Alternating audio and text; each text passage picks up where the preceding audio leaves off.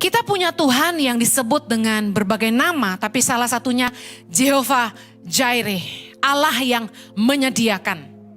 Yang jomblo tidak perlu khawatir, karena Tuhan pasti sediakan pasangan hidup yang terbaik. Katakan amin. Tapi tentu kita harus lakukan yang jadi bagian kita. Kita harus belajar dandan, harus belajar merawat diri. Karena jangan sampai yang anak 3 lebih keren daripada yang jomblo. Gak heran kenapa janda-janda lebih laku daripada yang belum pernah menikah. Karena yang janda tahu harus cantik. Saya dipesenin suami saya tiap kali mau bicara di tengah-tengah anak muda, tolong kasih tahu mereka suruh dandan Henny. Saya aja yang udah anak 3 berusaha dandan ya, belajar lagi dan belajar lagi. Saya ngelihat yang jomblo-jomblo imannya sangat besar. Mereka tahu Tuhan pasti sediakan. Tapi be real, bukan Tuhan tidak jawab doa. Kita juga yang tidak membuka diri. Salah satu tanda orang yang sungguh-sungguh mengenal Tuhan, mereka tidak hidup dalam kekhawatiran. Jehovah Jireh, Allah menyediakan. Kita harus percaya kepada kasih Bapa. Matius 7 ayat 11 bilang gini.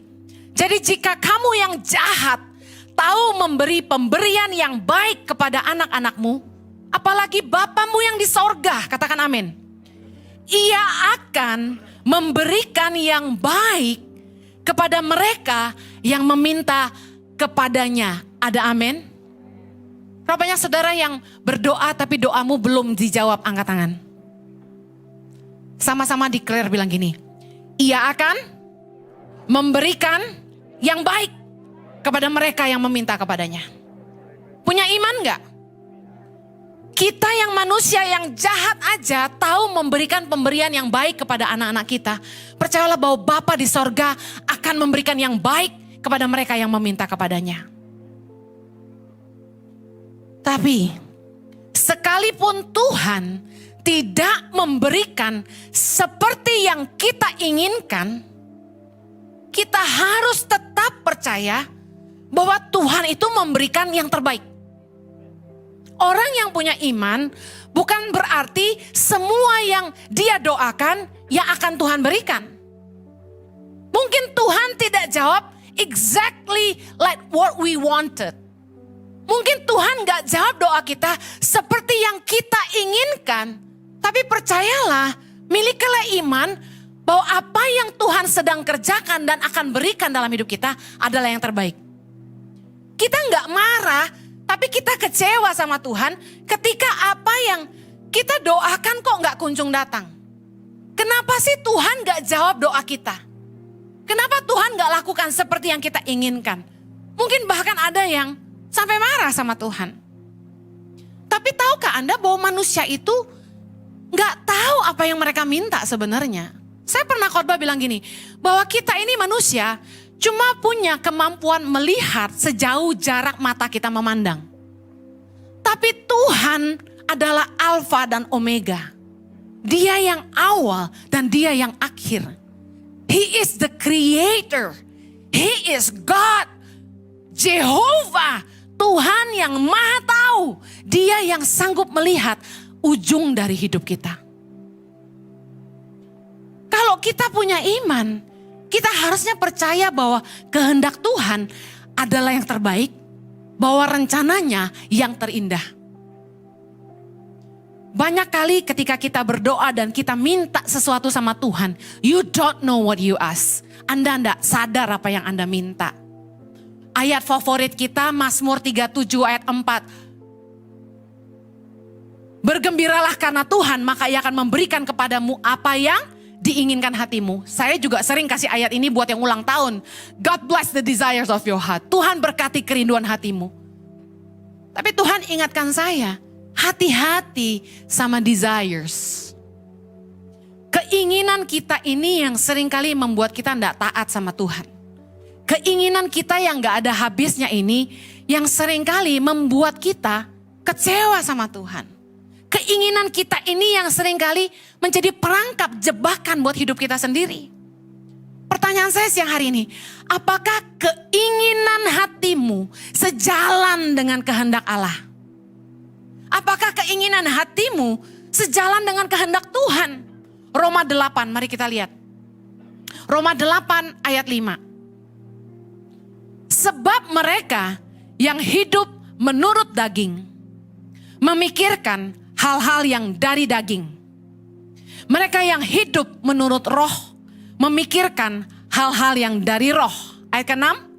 Karena keinginan daging adalah maut, tetapi keinginan roh adalah hidup dan damai sejahtera. Seringkali kita sulit membedakan mana sih kehendak Tuhan, mana sih kehendak kita. Tapi karena kita ini masih hidup di dalam daging, seringkali yang kita inginkan itu kehendak daging. Contoh, keinginan mata. Kita milih pasangan hidup, kita lihat cantiknya, putihnya, tingginya. Saya masih ingat saya punya teman. Dia bilang sama saya itu nyari cewek yang tinggi langsing, rambutnya panjang, hidungnya mancung, bibirnya mungil, matanya belok, pinter main piano katanya gitu. Many of us, banyak dari kita itu sok jadi Tuhan atas diri kita sendiri.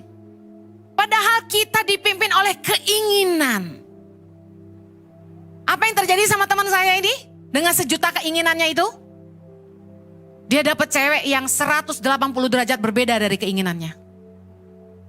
Well, apakah jelek? No. Tapi seringkali kita dibutakan sama keinginan. Kita cuma pakai mata. Istrinya secara fisik tidak seperti yang dia inginkan. Tapi apa yang terjadi? Istrinya sangat baik. Istrinya sangat menolong dia. Di masa pandemi waktu bisnisnya macet, istrinya yang kasih makan dia. You maunya yang cantik aja, yang cantik itu high maintenance. Pandemi, lu bocian, dia ciao. Nggak ada duit dia pergi. Mendingan jangan lihat fisik. Doa sungguh-sungguh, ini yang dari Tuhan atau bukan. Kadang-kadang hidup kita itu, kita tuh cuma live by our own feeling and desires gitu loh. Gua mau begini, gua mau begitu. Tapi ikut Tuhan gak bisa gitu. Kita harus belajar hidup dipimpin roh. Keinginan roh adalah hidup dan damai sejahtera. Tuhan gak mungkin mendatangkan kecelakaan bagi kita. Amin. Kita seringkali lebih milih keinginan daging kita, bukan apa yang Tuhan kehendaki bagi kita. Saya ditawarin papa angkat saya, Dedi beliin Alphard ya buat kamu. Saya bilang enggak. Keinginan daging mau tahu gak hati saya? Mau jujur gak? Maulah, kacau loh. Siapa yang gak mau dibeliin Alphard, bener gak Pak? Jujur aja, mau banget, keren lagi. Tapi saya jawab, jangan Dad.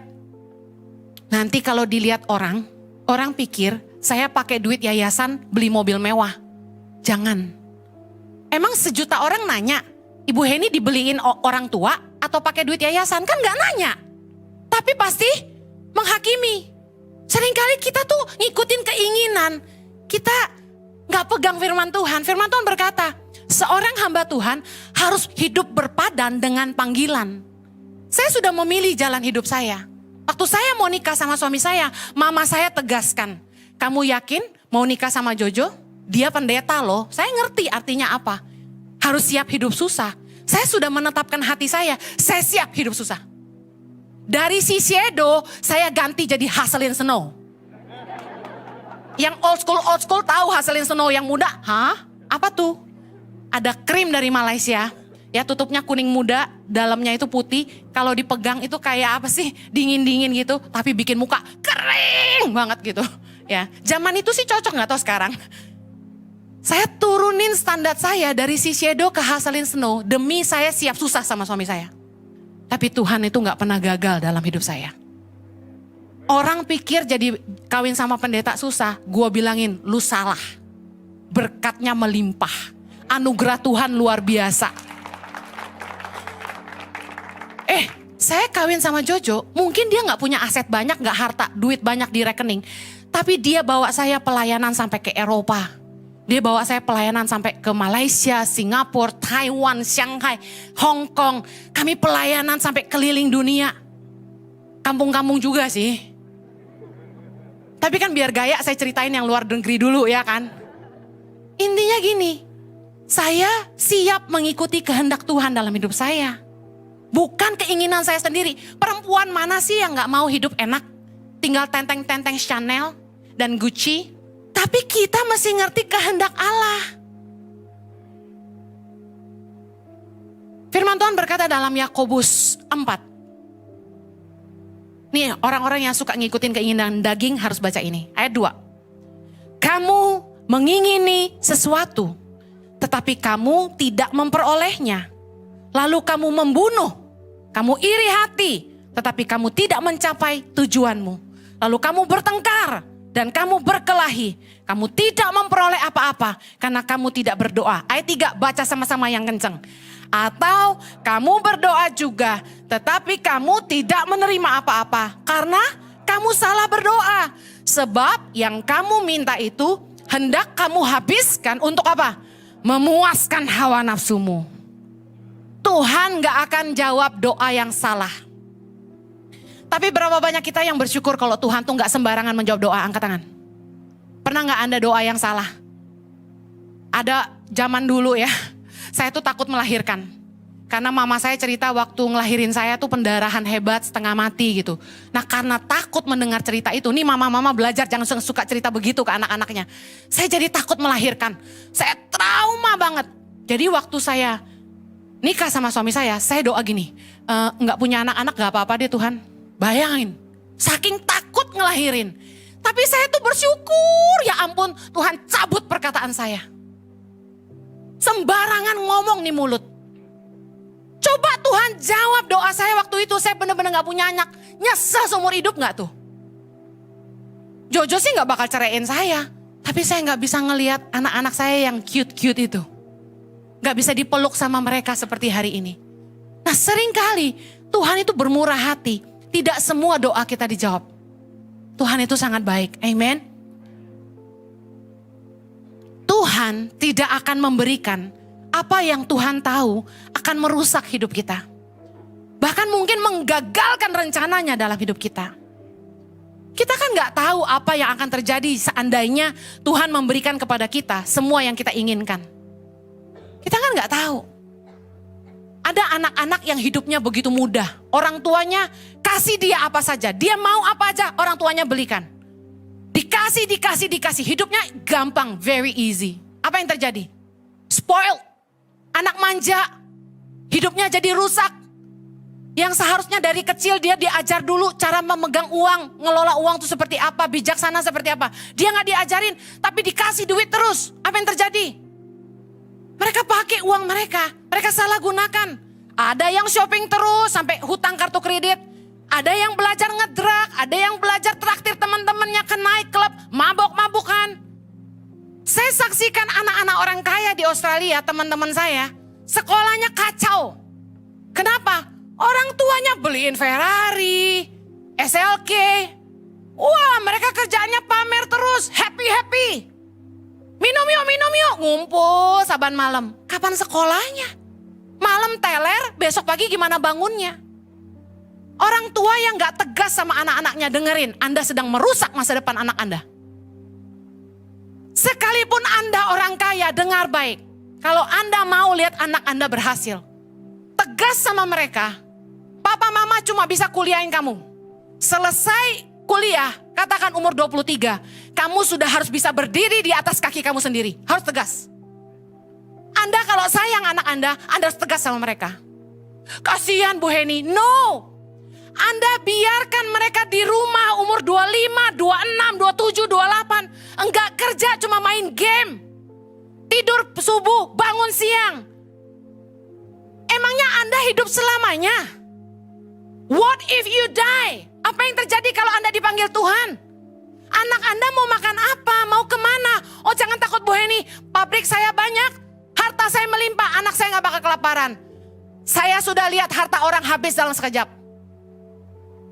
Anak-anak yang gak diajarin kerja dari kecil untuk ngelola usaha orang tuanya. Mereka gimana mau lanjutin? Justru anak-anak yang lulus kuliah harus keren, ada orang tua yang gini. Kami ketemu kemarin. Anaknya disuruh kerja dari mana? Dari bawah. Keren banget gak tuh? Papa mamanya nggak ada lu anak gua. Lulus dari Amerika pulang, suruh kerja. Jadi apa? Waitress. Di kafe punya dia sendiri. Kerja dari bawah. Satu kali manajernya marahin dia. Manajernya marah kan, terus karena dia merasa dia yang punya anaknya ini. Dia melawan ke manajernya. Apa yang terjadi? Manajernya lempar lap ke mukanya. Anak yang punya loh. Dia marah. Dia telepon papanya. Papanya lagi di luar negeri. Kurang ajar nih manajer. Lempar lap ke muka saya. Dia marah. Kalau saya jadi papanya, gue pecat tuh manajer. Marah sih marah, kebangetan banget anak gue dilempar lap ke muka gitu kan. Tapi saya belajar dari orang tua ini. Dia bilang apa? Saya suruh anak saya minta maaf sama manajer saya. Karena tidak mungkin manajer itu tahu ini anak saya masih dilempar lap kalau dia tidak keterlaluan. Wow. Hari ini mau tahu ceritanya?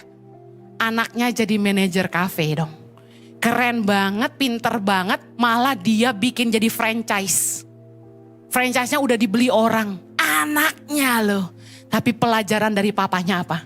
Tidak dimanjakan, kerja dari bawah. Kalau Anda sayang anak Anda, usia di atas 23 masih di rumah ngendon, bangun siang, saya kasih tahu, berhenti kasih uang. Bu Heni, kerjaannya main game terus, putusin internet di rumah. Putusin internet di rumah, berhenti kasih uang. Cuma kasih makan. Kalau dia marah, bilang gini, kalau kamu kerja, kamu bisa isi pulsa listrik, pulsa internet, kamu bisa kasih makan diri kamu sendiri. Kalau Anda terus kasih uang, dan terus pasang wifi, anak Anda cuma jadi monster di rumah, yang cuma bisa teriak, bibi makan, bibi minum. Anda tidak sayang anak Anda. Ingat, we don't live forever. One day kita nggak ada, anak kita gimana? Nggak punya fighting spirit, nggak punya spirit of survival, nggak bisa bertahan. Mau jadi apa? Anda harus mulai belajar didik dia dari bawah untuk mengenali usaha Anda. Saya pernah punya kafe. Saya kasih tahu sama anak-anak muda. Anak muda zaman sekarang kan bertingkah. Pulang dari luar negeri, mau buka kafe. Bilangnya apa? Papanya suruh beli franchise. Dia langsung mau running kafenya. Saya tanya, kamu pernah kerja di kafe? Belum. Kamu bisa bikin kopi? Belum. Bisa bayar orang? Anti? Oke, papanya berduit ya kan? Terus saya tanya, kamu tahu manajemen kafe? Bisa suruh orang nanti. Apaan yang suruh orang? Kita harus bisa semuanya. Harus tahu apa purchasingnya. Suppliernya mana, vendornya apa. Harus tahu teknik bikin kopi. Bedanya kopi Arabica Robusta apa, Kintamani sama Gayo apa. Semua harus tahu dong. Ada entaste-nya, rasa nangka, ada ram, ada wine, macam-macam. You don't know mau buka kafe. Kalau mau buka kafe, kerja dulu di kafe orang. Cuci piring dulu tuh. Belajar dari bawah. Terima pengiriman. Ya berapa pak? Ya ini. Liatin apa yang dipesan. Mana bisa main buka kafe gitu aja. Fighting spiritnya nggak ada. Jangan terus ikuti keinginan. Anda sedang menjerumuskan anak-anak Anda. Karena keinginan manusia nggak ada habisnya. Pengkhotbah 6 ayat 7. Segala jerih payah manusia adalah untuk mulutnya. Namun keinginannya tidak terpuaskan. Hawa nafsu manusia itu menginginkan ini dan itu. Tapi Tuhan yang mengetahui segala sesuatu. Katakan amin. Mari belajar jangan larut dalam keinginan dunia. Mari kita harus belajar mengenali kehendak Allah. Kita buka 1 Petrus 4 ayat 2 sampai 3. Ini pesan Tuhan luar biasa banget. Saya malam-malam renungkan ini. Wow. 1 Petrus 4 ayat 2. Baca sama-sama. Supaya waktu yang sisa jangan kamu pergunakan menurut keinginan manusia, tetapi menurut kehendak Allah. Ayat 3. Sebab telah cukup banyak waktu kamu pergunakan untuk melakukan kehendak orang-orang yang tidak mengenal Allah. Kamu telah hidup dalam rupa-rupa hawa nafsu keinginan, kemabukan, pesta pora, perjamuan minum, dan penyembahan berhala yang terlarang. Lihat baik, Tuhan mau kita di akhir zaman ini, yuk jangan lagi hidup menurut keinginan manusia yang gak ada habisnya. Kita ini masih di dalam daging, keinginan kita banyak. Mobil baru, rumah besar, harta melimpah, istri cantik, suami ganteng, barang branded. Pikirin aja, sebenarnya yang bikin kita susah itu keinginan kita. Kalau bicara kebutuhan kita gak kurang makan, gak kurang minum, gak kurang pakai, setuju? Tuhan pelihara kita, karena Dia Bapa yang setia, Dia Bapa yang baik. Tapi yang bikin kita gak bersyukur dan selalu bilang Tuhan gak jawab doa adalah keinginan kita. Yang gak ada habisnya. Mari belajar jangan mempergunakan hidup kita lagi untuk keinginan manusia, tapi menurut kehendak Allah. Jangan terus mengikuti hawa nafsu ini dan itu, keinginan dunia. Mari belajar cari kehendak Allah. Kalau Tuhan gak jawab doa kita, percayalah sesungguhnya Tuhan tahu yang terbaik buat kita. Belajar seperti Yesus. Yesus berdoa dalam Lukas 22 ayat 42. Tetapi bukanlah kehendakku, melainkan kehendakmu yang terjadi. Kita belajar bagaimana Yesus itu waktu dia berdoa. Yesus minta supaya cawan itu berlalu. Tapi dia bilang, Tuhan bukan kehendakku, tapi biar kehendakmu. Yesus belajar menyerahkan keinginannya kepada Bapa. Padahal dia sangat ketakutan. Theologically mengatakan sebelum disalib, ketika Yesus berdoa di Taman Getsemani, dia saking takutnya, keringat itu keluar darah. Saking takutnya, stres, sampai pembuluh darah pecah. Tapi dia tetap berkata, bukan kehendakku, tapi kehendakmu. Matius 6 dalam doa Bapa kami, Yesus mengajarkan apa kepada kita? Ayat 9. Bapa kami yang di sorga, dikuduskanlah namamu, datanglah kerajaanmu. Sama-sama, jadilah kehendakmu di bumi seperti di sorga. Kita boleh doa minta apa saja. Tetapi apakah keinginanmu align, sejalan dengan kehendak Bapa? Mari belajar menyerahkan kehendak kita kepada Bapa. Tadi habis ibadah kami berdoa buat seseorang yang dia harus diangkat rahimnya. Dia takut, suaminya bilang, tolong doakan kami supaya Tuhan kasih mujizat terjadi, rahimnya tidak diangkat. Tapi saya dengan sangat strong merasa di hati saya, Tuhan bicara. Belajar menyerahkan. Kalau memang ini salib yang harus dia angkat, tetap percaya bahwa kehendak Tuhan terbaik, rencananya terindah. Mungkin kita harus pikul salib dalam hidup kita. Mungkin gak seperti yang kita inginkan. Tapi percayalah, kehendaknya terbaik, rencananya terindah.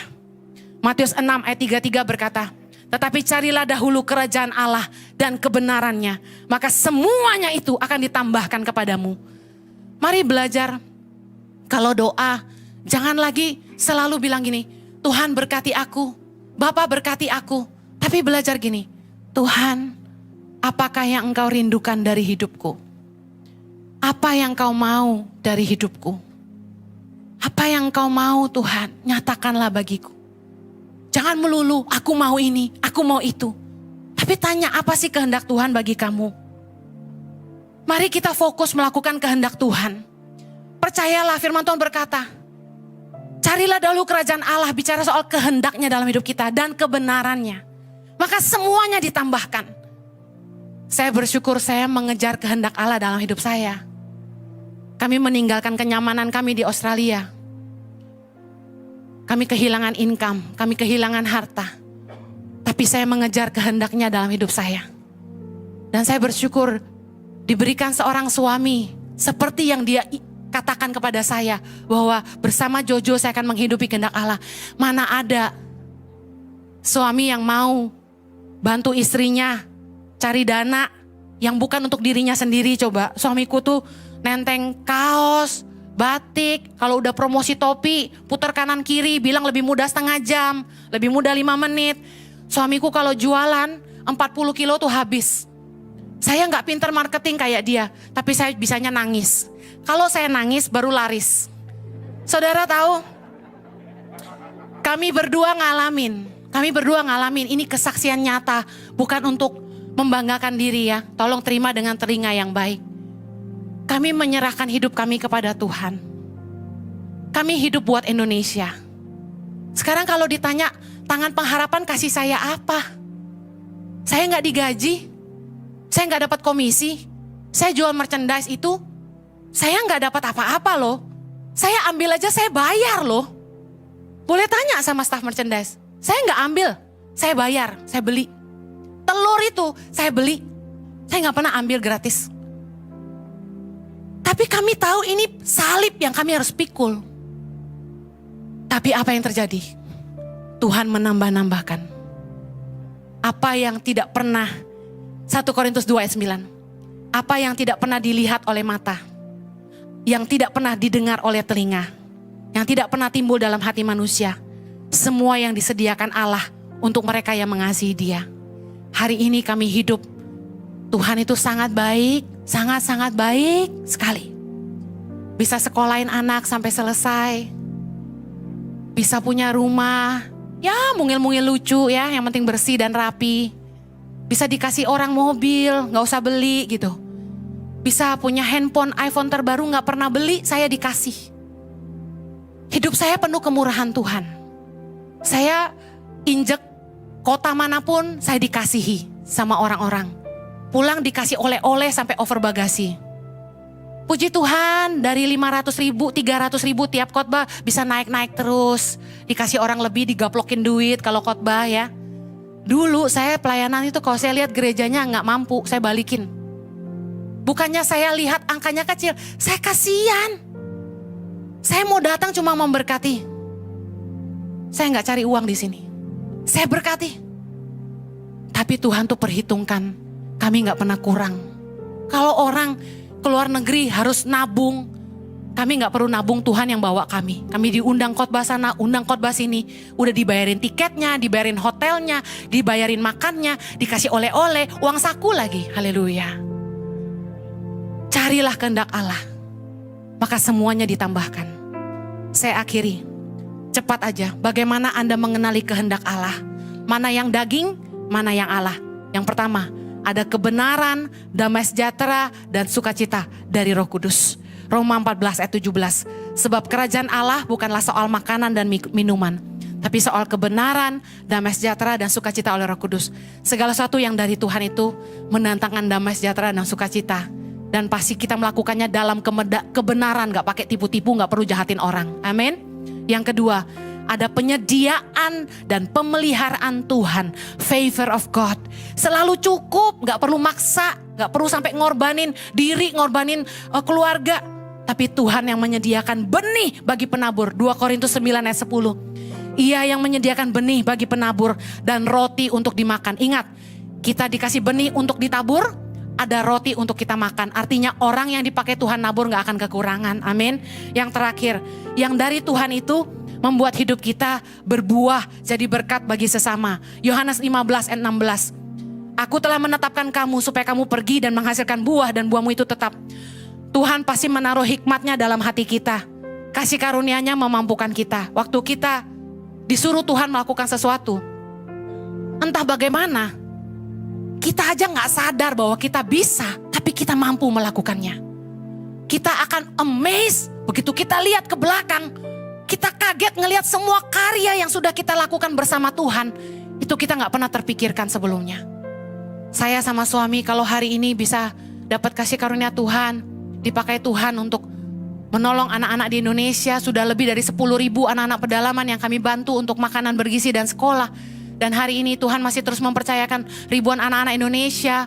Dan suami saya bilang, Tuhan taruh visi di hati. Kami harus kasih makan 10.000 anak-anak Indonesia. Dan kami harus melahirkan 1.000 pemimpin bagi bangsa Indonesia. Saya percaya kalau kami bisa melakukan semuanya itu semua karena kasih karunia dan kemampuan yang Tuhan berikan. Tuhan yang kirim orang-orang baik seperti Anda untuk menolong kami. Kalau dari Tuhan, kita tidak perlu sampai harus berkorban, anak gak makan, anak gak sekolah. Saya percaya Dia sediakan segalanya. Amen. Anda percaya punya Tuhan yang baik? Hati-hati dengan keinginanmu. Belajar doa minta apapun sama Tuhan. belajar menyerahkan kepada kehendaknya yang terjadi. Kalau Tuhan gak kasih seperti yang kita inginkan, ingat apa? Kehendaknya yang terbaik, rencananya yang terindah. Sama-sama sekali lagi. Kehendaknya yang terbaik, rencananya yang terindah. Kita berdoa. Kasih karunia-Mu memampukan kami untuk punya iman dan berkata, kehendak-Mu yang terbaik, rencana-Mu yang terindah.